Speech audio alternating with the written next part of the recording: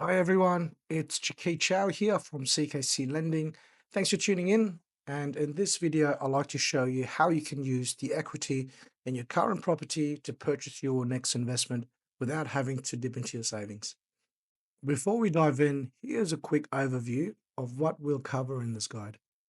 First, we will explain the difference between net equity and available equity and what you can actually use for your next investment property purchase. Next, we will explore the three main types of property valuations that lenders rely on to assess your property's value. Then we'll walk through key loan features to consider when structuring your financing. Fourth, we'll take you through a case study following Violet's journey from her current property to purchasing an investment property using the equity that she has available. And finally, I'll share some structuring tips to help you set things up in a way that supports future growth and that keeps your finances flexible. Now let's look at the foundation of the strategy, understanding net equity and available equity. Net equity is simply the total value that you hold in your property. The formula is net equity equals property value minus the current loan balance. So let's say if your home is worth 670,000, you still owe 400,000 to the bank, your net equity is going to be 270,000. But here's the key part. The available equity is what you can actually borrow against. And in most cases, if you're looking to avoid lender's mortgage insurance, the banks will let you access up to 80% of the property value. So the formula becomes available equity equals the property value multiplied by 80% minus loan balance. So in Violet's case, 80% of the $670,000 property is $536,000. Given that she still owes the lender $400,000, this will leave her $136,000 in available equity, and this is the amount that she can access to fund her next investment property purchase. So if you're looking to access the equity, lenders will first need to assess how much a property is worth, and they do this through a valuation process.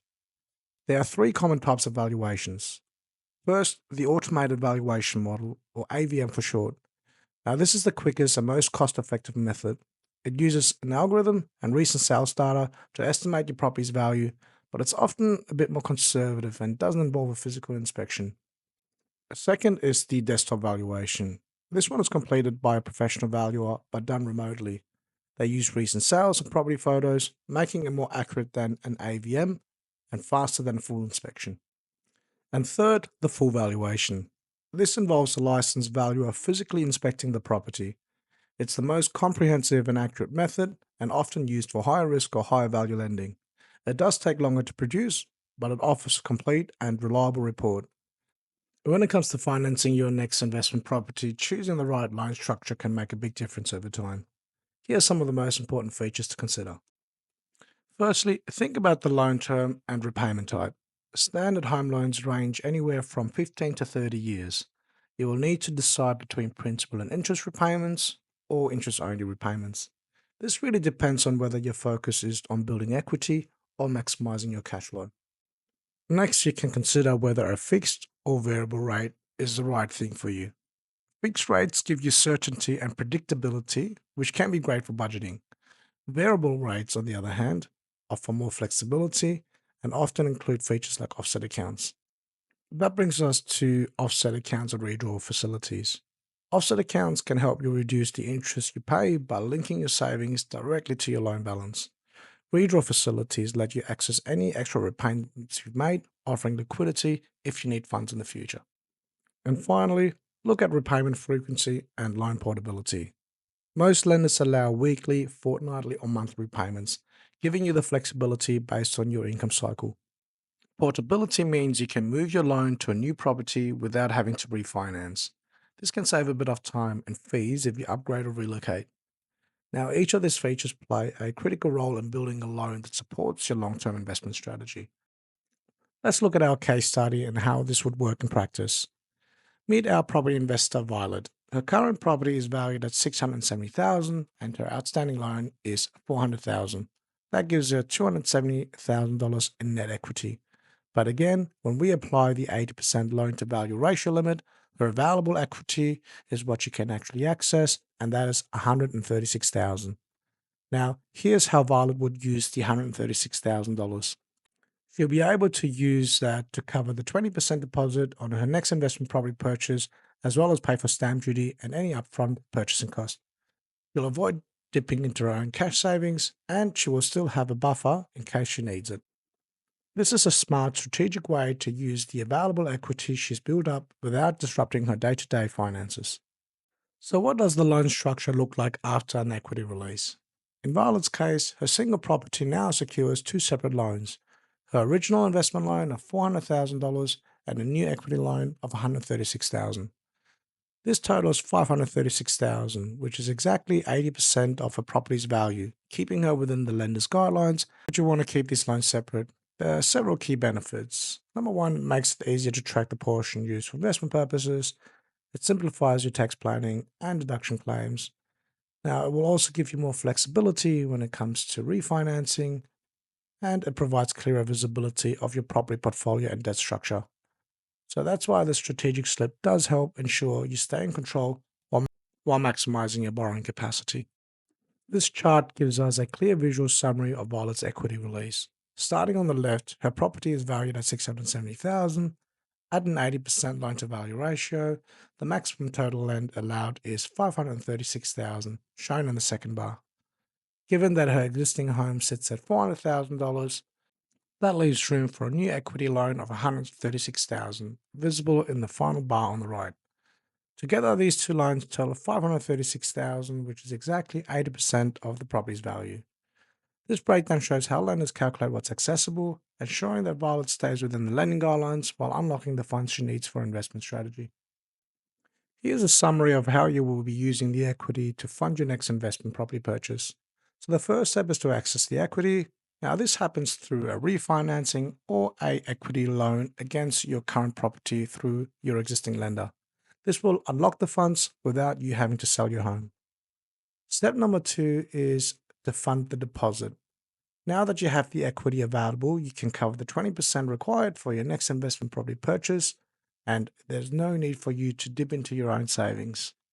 Step number three is to cover the cost. The same equity that you've released will also go towards paying the stamp duty, legal fees, building inspections, and any other upfront cost, making the process much smoother and more affordable. And finally, you will need to secure a new loan. Once the deposit and cost are handled with the equity, you can now borrow the remaining 80% against the new property itself. This method allows you to invest with minimal out-of-pocket expenses, preserving your savings for future opportunities as well as emergencies or just simply peace of mind. Let's take a look at how Violet funds her next investment property using the equity that she has unlocked. She finds a promising $450,000 investment property in Victoria with a strong rental potential. To purchase it, she needs a $90,000 deposit, that's 20% of the purchase price, and around $23,300 for stamp duty and other upfront costs. Both of these are being fully covered by her available equity. That leaves a $360,000 loan, which makes up the remaining 80% of the property's value, which is secured against the new investment. Now, if we break down Violet's $136,000 in available equity, here's where it goes. $90,000 for the deposit, just over $23,300 for stamp duty and settlement cost, and just over $22,500 left over, which she can use for a safety buffer or any other unexpected expenses. The result, Violet doesn't need to contribute any of her personal savings, making this a smart, cash-efficient way to build her property portfolio. Let's wrap it up with a summary of Violet's new loan structure. After the purchase, she now holds two properties supported by three separate loans. Starting with her original property, valued at $670,000, she has an existing loan of $400,000, representing a loan-to-value ratio of 59.7%, and a new equity loan of $136,000, which adds another 20.3% of borrowing. Together, that totals exactly 80%, right at the standard LVR threshold for most lenders. For her new investment property, valued at $450,000, she takes out a new investment loan, $360,000, which is equivalent to a 80% LVR. By keeping each other property under 80%, Violet avoid lender's mortgage insurance, and maintains flexibility for future refinancing or restructuring. When building your investment portfolio, how you structure your loans can make a big difference over time. Here are 4 key tips to keep in mind. Number 1, avoid cross collateralization.